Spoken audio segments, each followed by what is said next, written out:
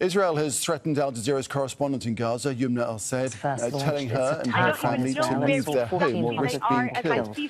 Israeli forces told her husband and her family to evacuate. They have been following that Al Jazeera has issued a statement saying no delivery Israeli casualties. On Tuesday, the family of Al-Said's Gaza stripped. The family received a threat.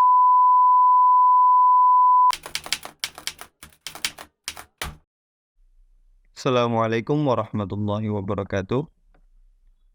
Akhir-akhir ini, situasi di tanah Palestina begitu sangat mencekam. Ribuan korban telah syahid meninggal dunia. Bahkan banyak dari korban tersebut adalah anak-anak dan perempuan. Serangan secara membabi buta yang dilakukan oleh babi buta itu sendiri, yaitu Zionis, telah meluluh lantakan pemukiman di Gaza, Palestina. Media Barat menganggap ini adalah sebuah konflik dan perang antara Palestina dan Israel. Tapi sesungguhnya ini adalah sebuah pembunuhan massal atau genosida yang dilakukan oleh Zionis kepada rakyat Palestina. Dan lebih kocaknya, di dunia nyata maupun di media sosial, masih ada saja yang mendukung para Zionis yang telah membunuh beribu rakyat Palestina. Oleh karena itu, kali ini gue akan ngasih tahu beberapa alasan kepada kalian semua. Mengapa perang ini harus berakhir? Mengapa genosida ini harus segera dihentikan?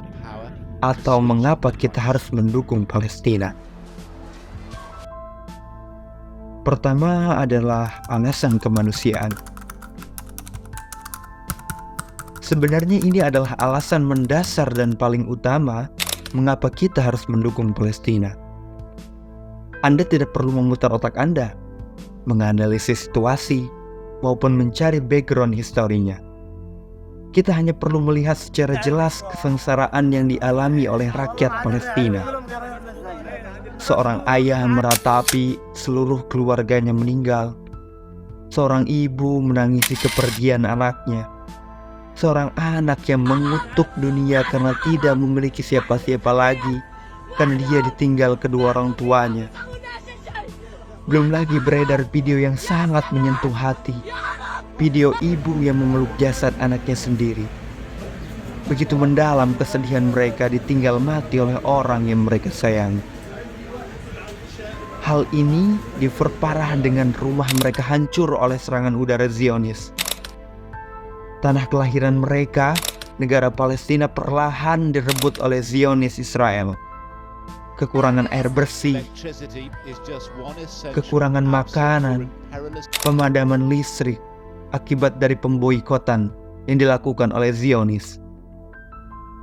Padahal kita telah mengetahui bahwa hak dasar atau hak yang paling penting pada manusia adalah hak untuk hidup. Penjajahan, pengeboman secara asal-asalan, dan genosida yang dilakukan oleh Zionis Israel itu adalah sebuah kejahatan terhadap kemanusiaan dan menodai nilai-nilai kemanusiaan.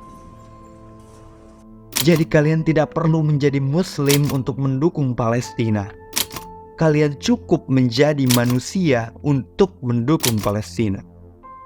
Hanya orang bodoh dan tidak memiliki hati nurani yang mendukung pembunuh rantai Zionis itu. Dan jika masih ada yang mendukung Zionis biadab itu, perlu dipertanyakan, apakah ia manusia atau sejenis setan? Kedua, alasan bangsa Indonesia mendukung Palestina. Mungkin sampai sekarang masih ada orang Indonesia yang mengira bahwa Indonesia harus mendukung Palestina karena alasan persamaan agama, yang mana Indonesia menjadi negara yang memiliki basis Muslim terbesar di dunia. Boleh-boleh saja beralasan seperti itu. Namun, kita harus mengingat kembali bahwa ada alasan historis dan konstitusional mengapa kita harus mendukung kemerdekaan Palestina. Pertama adalah alasan historis.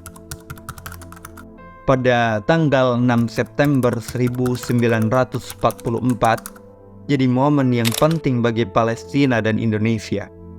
Saat itu, Palestina mengakui Indonesia sebagai negara merdeka secara de facto. Dukungan Palestina terhadap kedaulatan Indonesia bahkan sudah disampaikan sebelum proklamasi kemerdekaan Indonesia pada 17 Agustus 1945. Pengakuan ini disebarluaskan ke seluruh dunia dan diakui oleh seorang mufti besar Palestina, Syekh Muhammad Amin Al-Husseini. Saat itu, diketahui Al-Husseini sedang bersembunyi di Jerman pada permulaan Perang Dunia Kedua. Ulama ini mengumumkan dukungannya di tengah situasi sulit, saat sedang berjuang melawan imperialis Inggris dan Zionis yang ingin menguasai kota Al-Quds, Palestina. Kedua adalah alasan konstitusional. Alasan ini tercantum di dalam pembukaan Undang-Undang Dasar 1945, alinea 1 dan alinea 4. Ketiga adalah alasan bagi seorang muslim. Tak perlu berpikir panjang untuk mencari alasan mengapa muslim harus mendukung Palestina. Alasan tersebut ada di dalam hadis ini.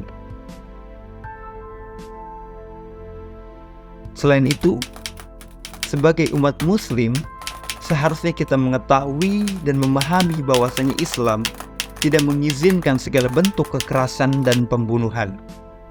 Anda bisa juga baca sendiri. Oleh karena itu, umat muslim adalah umat yang seharusnya menjadi garda terdepan dalam mendukung Palestina. Tapi, jika masih ada saja umat muslim yang diam ketika Palestina dibombardir oleh Zionis laknatullah, bahkan tidak mendukung Palestina, itu sama saja mereka mendukung dan diam terhadap pembunuhan massal yang dialami saudara seagama mereka. Dan kita patut mempertanyakan, apakah dia muslim atau Islamnya hanya sekedar identitas? Selanjutnya adalah alasan keempat, yaitu alasan solidaritas internasional.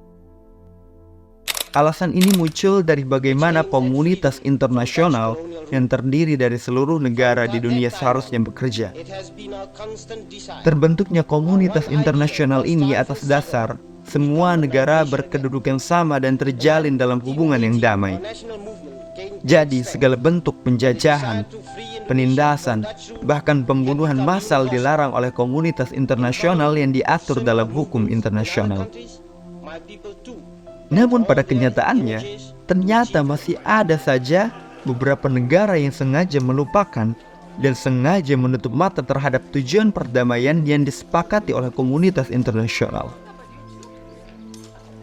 Hal ini terjadi karena masing-masing negara tersebut memiliki kepentingan masing-masing, yang mana kepentingan itu mereka anggap lebih penting dan menguntungkan dari alasan kemanusiaan dan perdamaian, dan mereka mengizinkan terjadinya pembunuhan massal tersebut. Anda tahulah siapa negara ini maksud. Seharusnya negara-negara di dunia mengambil pelajaran betapa mengerikannya Perang Dunia I dan II. Kejadian Perang Dunia tersebut seharusnya mampu memberikan pelajaran bagi negara-negara tersebut.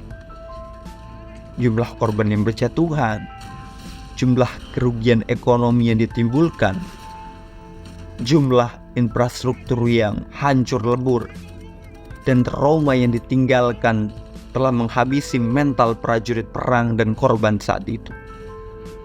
Jadi, seharusnya dunia internasional dapat belajar dari peristiwa kekejaman masa lalu seperti peperangan, penjajahan, dan genosida. Mereka harus mengingat kembali tujuan awal dibentuknya komunitas internasional, yaitu untuk menciptakan perdamaian dan menghapuskan segala bentuk kekejaman dari penjajahan, peperangan, bahkan genosida.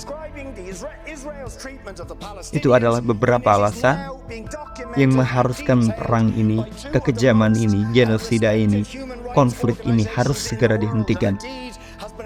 Mungkin saja bukan saja hanya pada peristiwa yang terjadi antara Israel dan Palestina, tapi alasan ini bisa kita gunakan dalam segala bentuk peristiwa kekejaman dimanapun dan dengan latar belakang apapun.